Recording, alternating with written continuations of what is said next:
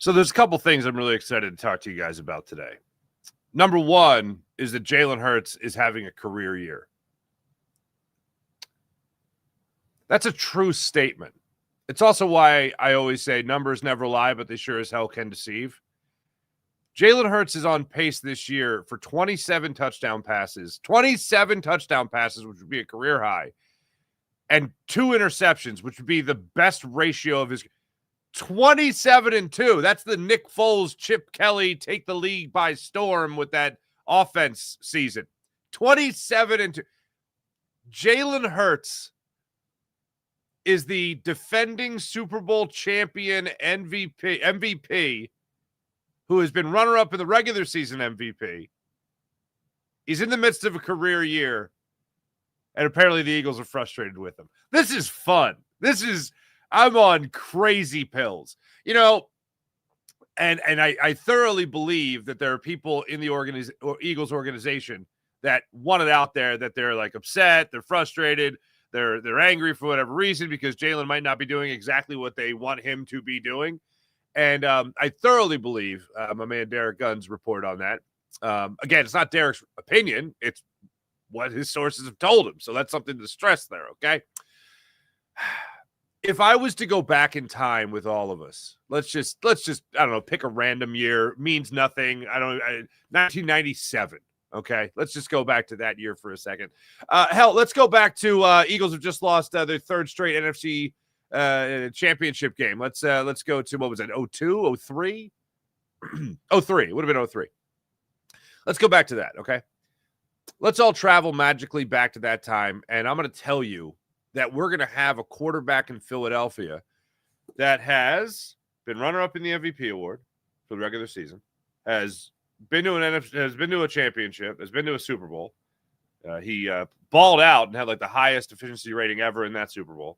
Then he went back to another Super Bowl. Unfortunately, lost it. Then went back to another Super Bowl 2 years later, and then won that Super Bowl. And there was also Super Bowl MVP. And then in the following season, in the midst of a career year, people were talking about getting rid of him. I feel like it's one of those things where like, I'm from the future. You're not going to – we're going to have that quarterback we've been waiting for forever, and we're just going to find negative things. Now, here's the thing. I watched Jalen Hurts this year. You watched Jalen Hurts this year. Does he look like a guy that's in the middle of a career year? Does he look like a guy that's absolutely balling out? Oh, and then I left out the thing about the Eagles being 8-2, by the way, and the number 1 seed in the NFC. Sorry, I left that part of it out.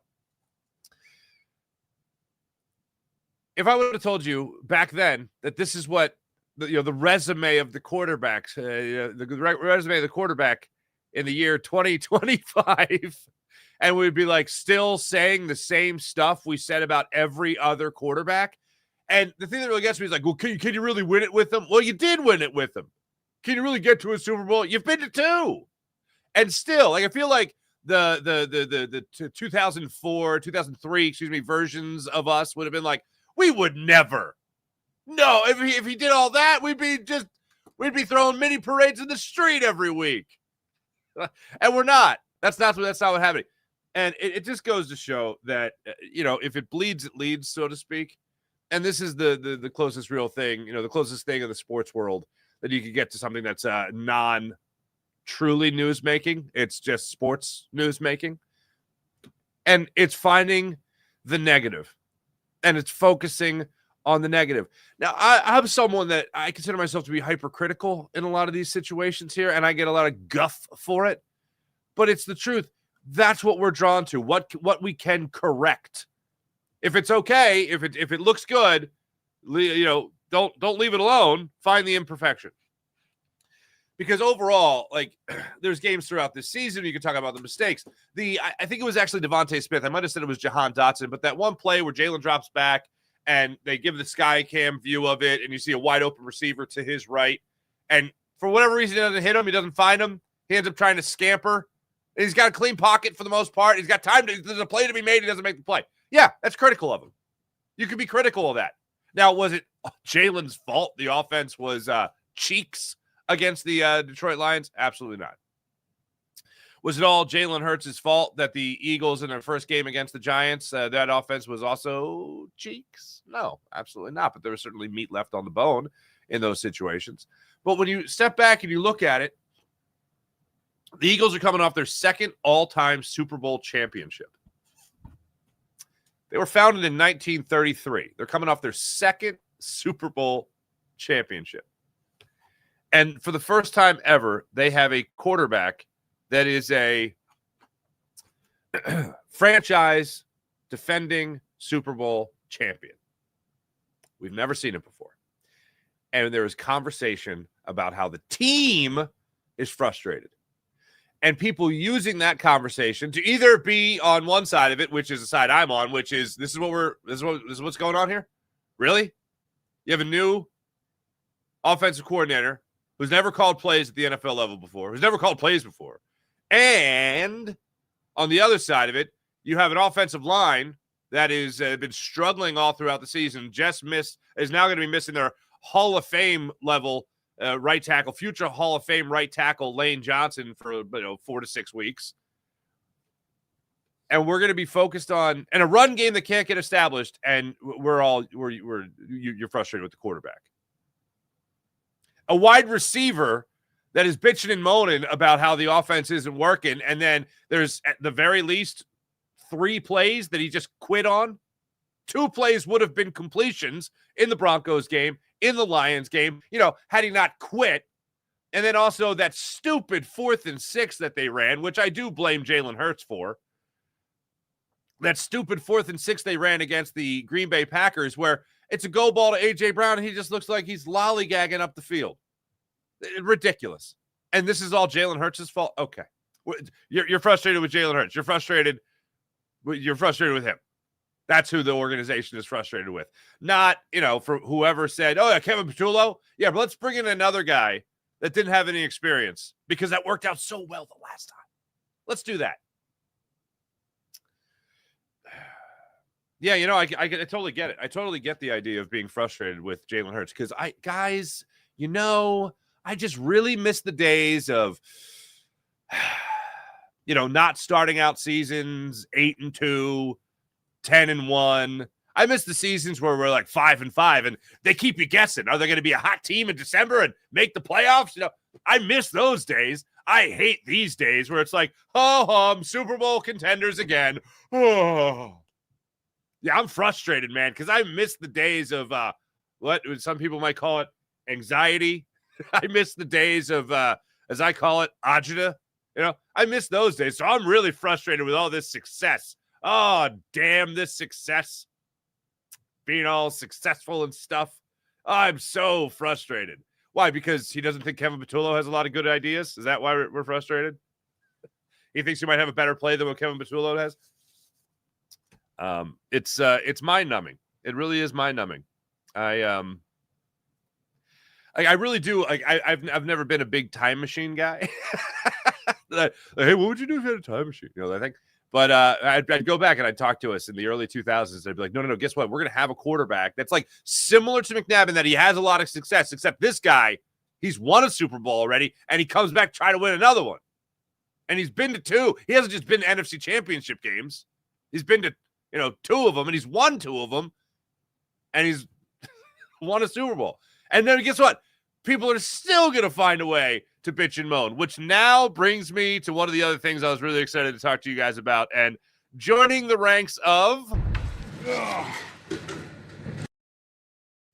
our guy, Vic Fangio, I bring you a brand new Vic Fangio. Everybody's got a whine and a bitch. Everybody's got a whine and a bitch. He said that about what would you? I don't know what you call it. Subdivision 1 school. Well, Division 1 and 2, Division 2 and 3 colleges, like making the playoffs or whatever. That's what it was about, and people just started shouting them out, and that's where he just said everyone's got a whine and a bitch. Oh, I love that man. So I was just going over the numbers of Jalen Hurts yesterday because I was like, well, let me. How much? What does this look like on paper? So I looked at it, and Jalen Hurts is on pace for not only 27 touchdowns and just 2 interceptions this season. That's what he's on pace for, okay? 27-2, the Nick Foles numbers, okay? He's also on pace for a career high in passer rating. Again, numbers never lie, but they sure as hell can deceive. It does feel deceptive. I'm not going to tell you I've watched Jalen Hurts this year and be like, this guy's having a career year, you know?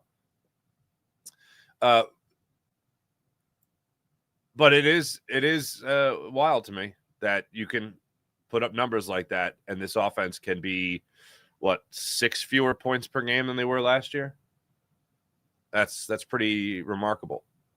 And the run game ain't there. It tells me that the defense has just absolutely put you in some great field position. They've controlled games. And I still maintain this opinion of Jalen Hurts. It reminds me a little bit of the Carolina Panthers game last year. Remember that game? Right? I've referenced it a lot, and that was the game that after the game, A.J. Brown came out talking about the passing game struggles. Like, what does this offense need to work on? Passing. Okay, that game, okay. And then the next game, they went out against the Steelers and just were incredible. But that Panthers game was supposed to be the biggest blemish on Jalen Hurts' record in terms of last year. Like, he was the worst game, okay? It's the worst game he had. He had 3 touchdowns in that game, two through the air, and then 1 via tush push, I believe it was. So he had 3 touchdowns in the worst game he had all year. So if I remember going away from that game, man, it was ass. He was terrible. That was an awful game. And then I was like, he had 3 touchdowns. So like a couple days later, I was like, wait, he had 3 touchdowns. Like, that was supposed to be the word, because I very rarely ever get caught up in stats, because you watch the game, you can see I bring it up all the time, and I brought it up I know again yesterday, so sorry to reiterate, but the 23-yard reception, Dallas Goedert against the Giants, over the top he had Jahan Dotson, and it's like, yeah, 23-yard reception is good, but he had like a 50-yard touchdown pass over the head, or over the head of Dallas Goedert. So what are we doing here? Like, that looks good on the stat sheet, but it wasn't the right play to make. It wasn't the best play to make, and both plays were there to be made. So statistically speaking, it still looks good to have a 23-yard reception, when in reality, it would have been better to hit the route over the top. And the routes were layered, so it wasn't like Dotson was out of his line of sight. He was right there. Even if you're looking at Dallas Goedert, it's like, oh, I got Goedert, I got Dotson. Go for that play. Which, in my thoughts, that's exactly how Jalen Hurts talks to himself. When he's in the pocket. Anyway, I digress. So that Panthers game, he had 3 touchdowns in a game he was so terrible in. In a season where he's so terrible, he's on pace for a career year. This is a guy that, again, was in the MVP conversation the year they went to the Super Bowl and lost to Patrick Mahomes. Patrick Mahomes ended up winning it. And that was also the year where Jalen Hurts, that was also the year where he missed 2 games, I believe it was, that year. And that kind of cost him the MVP. It's insane to me. And yet this is where we are. Everybody's got a whine and a bitch.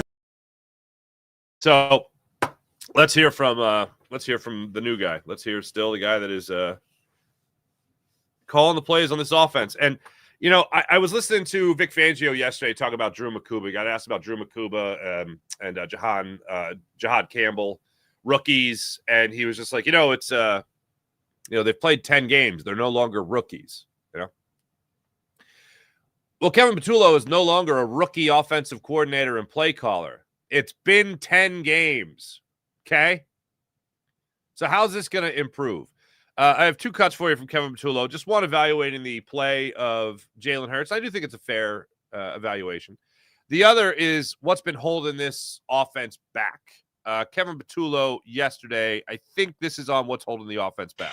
I think, like everything, when you look at the situations we have sometimes, when we're on track, we do a pretty good job. And if we get off track a little bit, whether it's a negative play or a penalty, that puts us kind of in a hole. We've had some trouble with that. So, it starts with us as a staff to make sure we're in a good play and we're executing at a high level and we're all detailed up. And then if something happens like a penalty, sometimes those happen. We got to be able to overcome that. So that's kind of been the thing a little bit, because we've had opportunities. We just haven't, made the most of them at times. We know we're capable of. I know the guys are excited about it, and then, they feel like we're moving in the right direction. We just got to continue to push through that and explode when we need to. Yeah, I think he's talking a lot about self-inflicted wounds. When he's talking about on track, I think he's talking a lot about having a good drive, having a good play, and then false start, holding, a missed throw from Jalen, a drop from A.J. Brown, Devontae Smith, in this game here, Kyron Granson. Like, there are self-inflicted wounds, and Devontae Smith, after this game against the Lions, talked about the self-inflicted wounds. Every team is going to have those moments. Every team is going to have those self-inflicted wounds, those mistakes that they make. Tyler Steen, I know a lot was made of the rule of him tapping the defensive lineman of the Lions to try to get him to be called for offsides or encroachment or neutral zone infraction, and that ended up being the wrong play. It's a very technical thing that if he lines up in the neutral zone, doesn't jump into the neutral zone, then don't touch him. It's a weird thing, but apparently that's the way they've been coached, but that's not the rule. There's little things like that has just completely shot the Eagles in the foot. I understand not all that is Kevin Patullo's fault. I know we could always look at penalties and say, well, that's just bad coaching because you're not coaching the players right. Well, Nick Sirianni basically admitted to that. I don't think he was just trying to avoid a fine by the officials. I think he was really trying to explain what the hell happened on that play with Tyler Steen. But things happen like this throughout the season. And it does prevent you from having those big plays. It does prevent you from another opportunity at a shot downfield, or maybe that play that would change the outcome of a game. I always look at those first drives because that's where you put a lot of the work into it. I know Patullo has said throughout the year that they don't necessarily always script the first 15. They might look at it as, let's see how they come out and play us, and then we have these plans that we can activate throughout. But when I'm watching this game against the Lions and I see those early drops, I'm like, this is the foundation the rest of the game is built on. You make those catches, you don't know what's going to happen on that drive. You don't know. I mean, obviously the optimistic side of it is you march downfield, you score a touchdown, and all of a sudden you start out that game 7-0, and you did your defense a favor, and then maybe the defense still comes up with another, it gets on the field and comes up with another tip ball that Cooper DeJean intercepts. You don't know how it plays out, but at least your offense is dictating play, and at least your offense is starting that game out with a good foundation for your defense.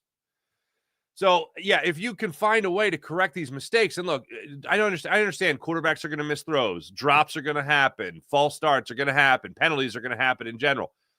But if you find a way to eliminate one of those things, then you're just giving yourself that many more opportunities throughout a game, especially trying to start out a game. That's where maybe the script might come in handy in the early goings of these games. Now, the other thing here is just Jalen Hurts' play overall. Kevin Patullo was asked about that yesterday at his press conference about how Jalen played against the Lions. I thought Jalen played well. I mean, it was a difficult kind of game. It was a different kind of game the way it kind of played out. I took care of the ball, and that's a major priority for us, obviously.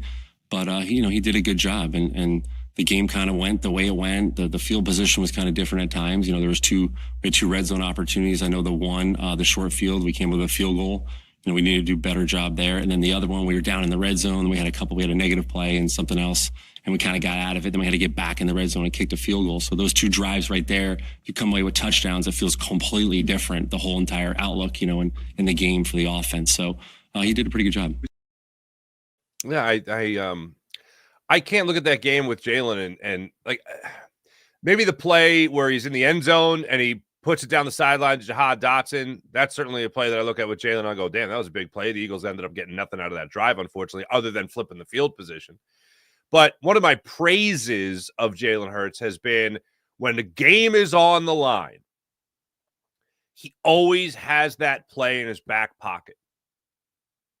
And we've talked about third down conversions that he has made in tight games throughout the years. Last year, you could focus on the big play to Goddard against the Saints. You could focus on the 3rd and 7 against the Ravens under pressure, makes the throw to Dallas Goedert again.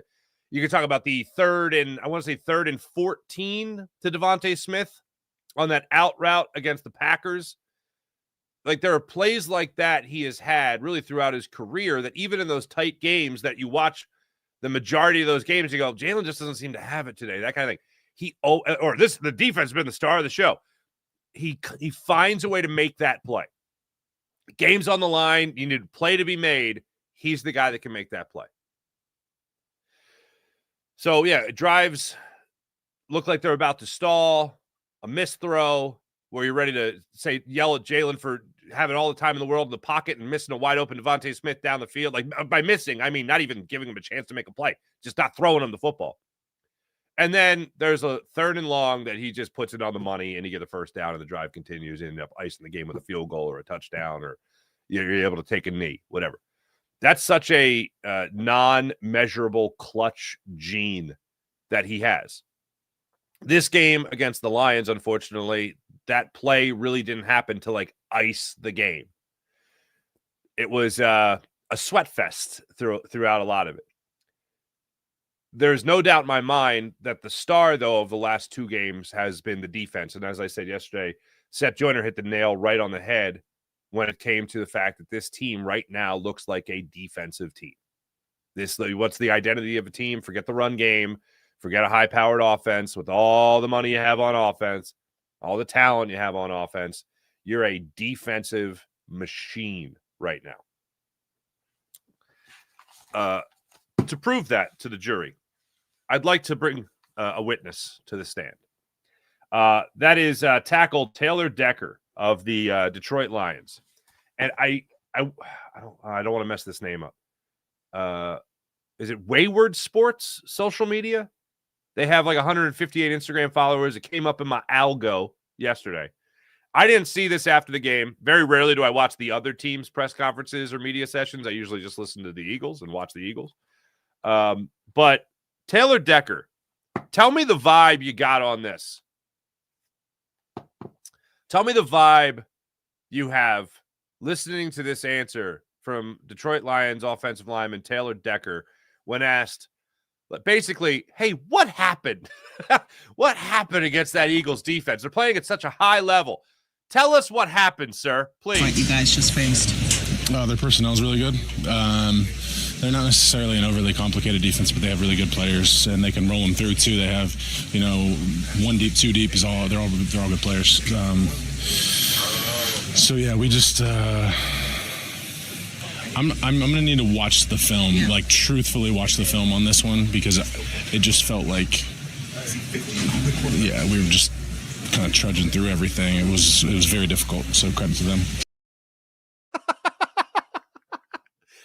That is a man right there that has no idea what the hell just happened. This is a guy that with their offense is coming off a 44-point performance, albeit against the Commanders. Hey, what happened? Vic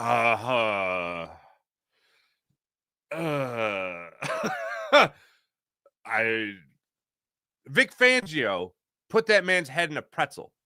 Now, he said, it's not an overly complicated scheme, but really good players. Okay.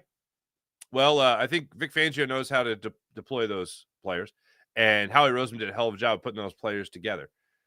I can't say enough even with how optimistic I was on Jalen Phillips becoming a member of the Philadelphia Eagles, he has gone 20 steps above that. Like, so much better when it comes to how much he has impacted this Philadelphia Eagles defense. I mean, he looks like a game wrecker. And then you also look at the fact that everyone on the defensive line, everyone on the Eagles defensive line has just looked so much better since he has gotten here. It's remarkable. And you look at the face of a player that they just went up against, and you think, that guy has no idea what the hell just happened. Listen to this again. Taylor Decker yesterday. What you guys just faced? Their personnel is really good. They're not necessarily an overly complicated defense, but they have really good players, and they can roll them through too. They have, 1 deep, 2 deep they're all good players. So yeah, we just. I'm going to need to watch the film, like truthfully watch the film on this one.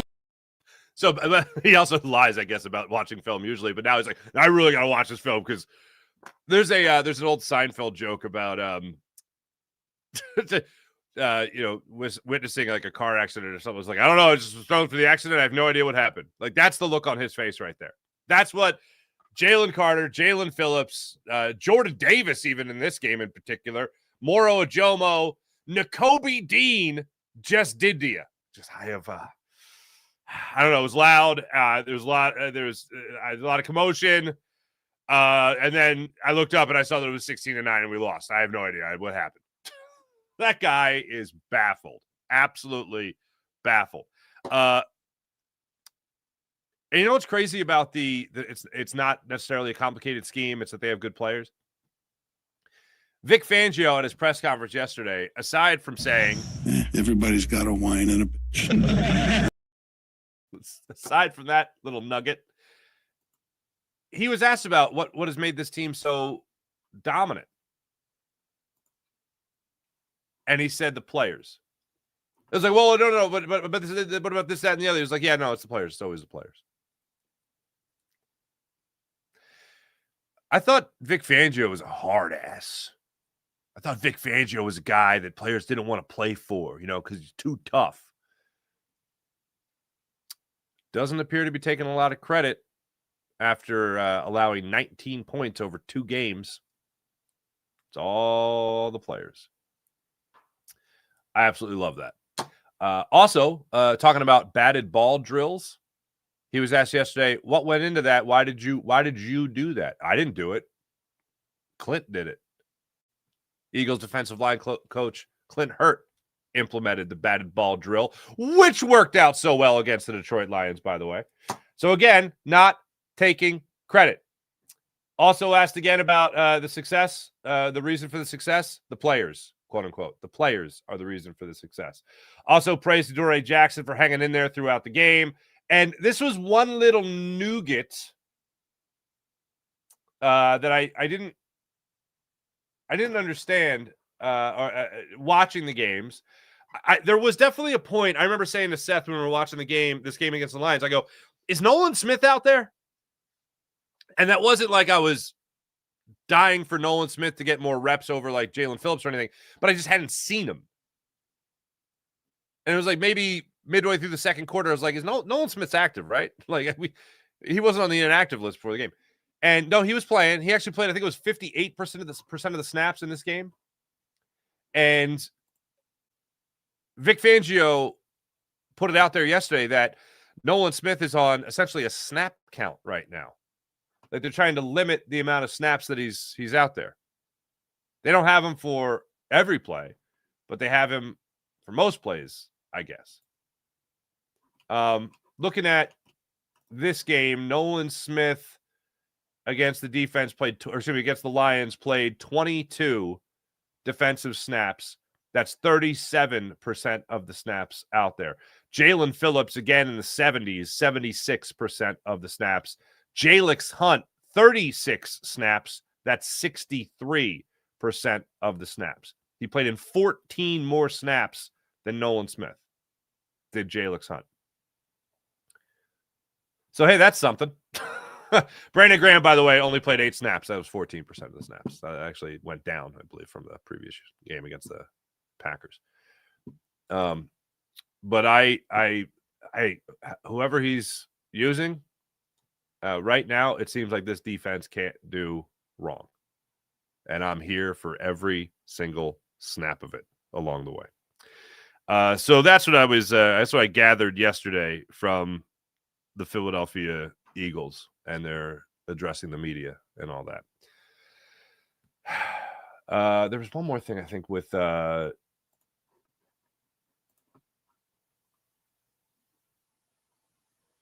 Jalen Phillips line he had yesterday. Vic Fangio, when he was asked about Jalen Phillips just kind of picking up from where he left off, is it possible to pick up from where he left off a couple years ago when you had him in Miami? And he was like, yeah, he's almost there. that was the quote was close to getting where he was with me in Miami in 2023. He's close to getting to where he is close to getting. He's not even there yet. Translate, what you've seen over the first 2 games, although impressive, there's a lot more where that came from. That raised my eyebrows a little bit. I went, all right.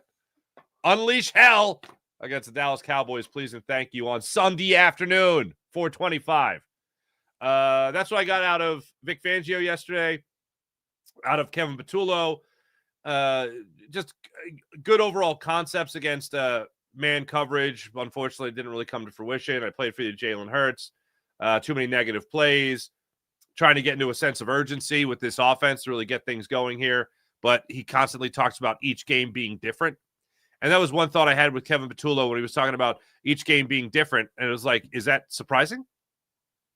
I don't think I've ever seen a game where I've been like, this is exactly like, you know what I mean? Confidence in Fred Johnson, exactly what you would expect. Jalen Hurts not running nearly as much as he did. Jalen Hurts, by the way, has a completion percentage of 76%. And I think that's another number I left out, unfortunately, when it came to Jalen Hurts. But 76% throwing out of RPOs. 76%.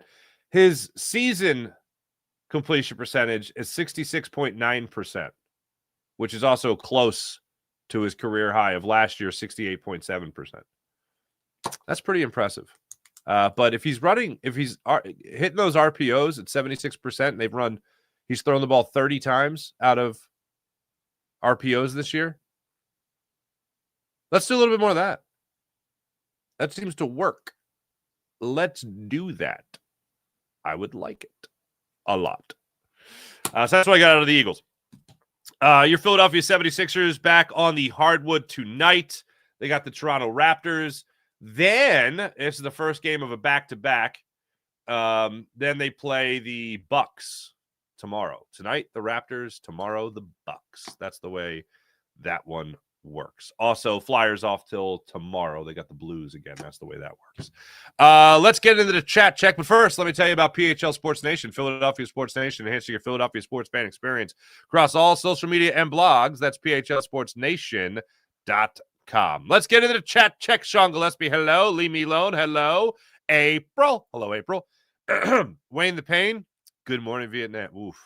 Any kid that ever wanted to be in radio, they watched that movie, and that was certainly me. Colombian Dreams, hello.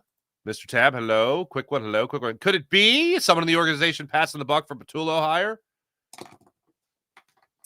I think it's kind of impossible to pass the buck, to be honest with you. Like,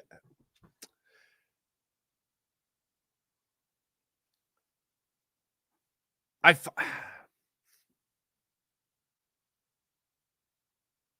like, who wouldn't want the job of the Eagles offensive coordinator right now? You got to think that it was open. Like, you got to think it was, like, even Scott Loeffler, who I've mentioned his name a bunch of times, their quarterback's coach. He's been a head coach. He was a quarterback at Michigan, college level coach. Okay, let me reiterate that. He's been a coach at the pro level before going to college. Like even he seems to be more qualified than Kevin Patullo. Like, Kevin Patullo was supposed to be in the back pocket of Kellen Moore last year. Okay, but he didn't do it. Why now? Why was he passed over for Brian Johnson? I think it's obvious as to why he was passed over for Kellen Moore. Why now was he ready for this job? Did nobody else want this job? Because I find that hard to believe. I find it hard to believe that nobody else wanted to come in and be like, wait, can I be successful with Jalen Hurts, A.J. Brown, Saquon Barkley, and Jeff Stoutland offensive line? Like, can I Dallas Goedert, can I possibly be successful with that dreck? I kind of think that people would really want that job. But it's Kevin Patullo. Mr. Nice Guy, Zero Flood Concepts, crossers to create separation. No wide receiver, inside routes to keep linebackers from stacking the box, especially in play action. It's very basic. I was listening. I don't remember who it was, but it was somebody that came up in my algo. And it was they were like, look at this play by Jalen Hurts. And it was the play I've mentioned before. It was the missing Devontae Smith when he had him wide open, and quite frankly, it looked like he was staring at him. And the explanation they used was like, now look at this route concept. It's very basic route concept. And I'm like, I think maybe some of the question was just answered here. But either way, a guy was open on it, so you got to make the play. But when I just heard that, I was like, that's what I'm just hearing all from people whose opinions I trust more than my own, like people that played the game. That's what I hear so much about, just basic, predictable concepts. If they're lining up here and one guy runs this way, this guy's going to run that way. Like, it's a very basic thing.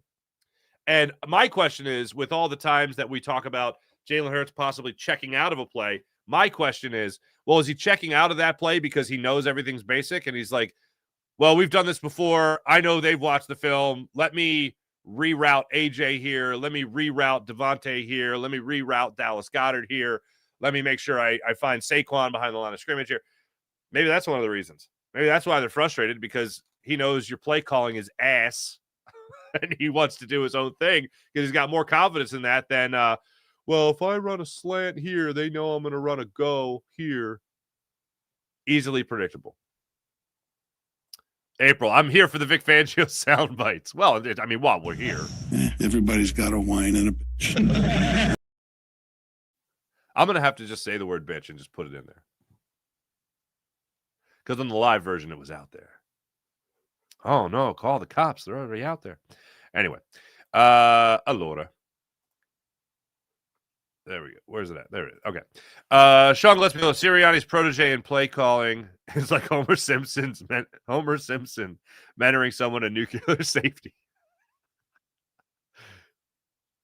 You know my Simpsons thing, my go-to, I don't know why this is, but they did a whole Simpsons thing on this, and it's like at the break room, they had tartar sauce for fish sticks or something like that, and Homer Simpson's complaint to Mr. Burns was, you go to the cafeteria and there's only this little thing of tartar sauce with all these fish sticks. Whatever the complaint was, something about this little. So whenever I go to a restaurant and there's a little thing of tartar sauce, I always say, not that I order tartar sauce on the regular, but I always, Homer Simpson's in my head for that one. Welcome into my idiot brain. Anyway, quick one. Hello. Wayne the Pain. Farzi, do you see a better offense against the Cowboys? Maybe more importantly, does the defense maintain their dominance? I don't like. Obviously, it's Dallas week. I've been thinking a lot about Dallas. We'll get more into that, Thursday and Friday, tomorrow and Friday. But where I'm at right now with the Eagles offense is that it's just not trustworthy. I know they have the ability to put up points. I know they have a lot of talent. And it feels like even when you're struggling, sooner or later that talent is going to take over and you're going to explode. Now, the unfortunate part about it is I'm still, even though after a Super Bowl championship, haunted by the 2023 collapse and how you couldn't do anything right. I'm far more confident, as I think any rational thinking person is, that the defense is just going to continue to do their thing. And I love the fact that the Cowboys just went out there against the Raiders and put a whooping on them, especially on the offensive side of things. I want them coming in feeling confident. And then I want them to get a smack in the mouth against the Eagles, and then the Eagles take over. I don't think this is going to be another game where they only allow, one touchdown. I don't think it's going to be a game like that. I think this is going to be a game. What did I say? I think I said 19. They allowed 19 points. That's not true. They allowed 17 points in the last two games. Excuse me. But when I look at these games, so it's 16 points. What the hell, Farzetta? Math.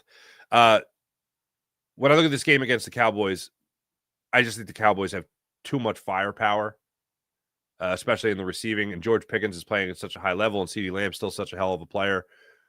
I don't think this is going to be a defensive showcase. I don't think it's going to be a high-scoring affair. My early feel on this game is like a 20-17, 24-21 type game, like in that range. That's how I'm feeling about it. I think the offense is there enough. That's the early feel on Cowboys-Eagles without all the injury news at the Cowboys side of things. So that's where I'm at right now. But I do see the defense being the star of the show for the rest of the season, because I just think they have just absolutely hit a new level with adding Jalen Phillips, getting Nolan Smith back. Jacoby Dean is playing shot out of a cannon right now. Absolutely love it. Truthfully, watch the film. That jump out to you as well. Quick one, yeah. Right, Flyers 9-6-3. Not bad, not bad. Darius, I see your comment.